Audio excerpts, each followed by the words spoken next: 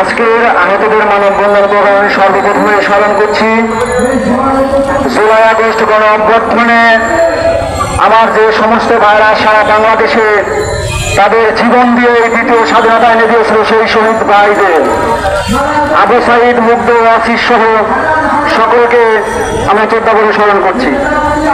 সেই সাথে স্মরণ করছি এখনো সারা বাংলাদেশে বিভিন্ন হাসপাতাল, বাসা বাড়িতে যারা আমার আহত ভাইয়েরা বিছানায় কাতরাচ্ছে তাদের দ্রুত সুস্থ কামনা করছি। এখানে অনেকে বলেছে, অনেকের কাছ থেকে আমরা মেসেজ পেয়েছি, যাদের রক্তের বিনিময়ে এই সরকার দাঁড়িয়ে আছে আর সেই সরকার যে জুলাই ফাউন্ডেশন গঠন করলো, এখনো আমার আহত ভাইয়েরা সেই জুলাই ফাউন্ডেশন থেকে নামমাত্র 1 লক্ষ টাকা সেই সহায়তা এখনো পাইনি।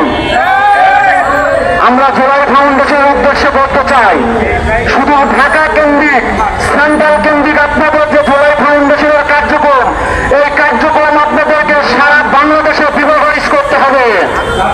সেটা যেন সারা বাংলাদেশে প্রত্যেকটি বিভাগে আমাদের আহত ভাইরা সেখানে গিয়ে তাদের সুযোগ সুবিধা নিতে পারে।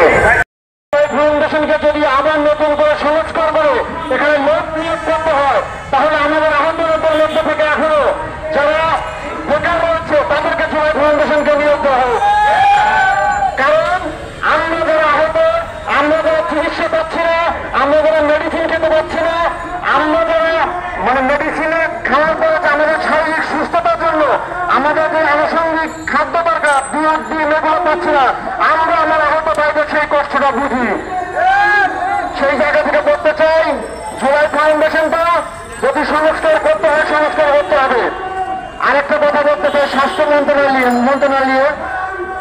মন্ত্রণালয় এখনো তারা আমাদের আহত ভাইদের পূর্ণাঙ্গ লিস্ট প্রকাশ করতে পারেনি।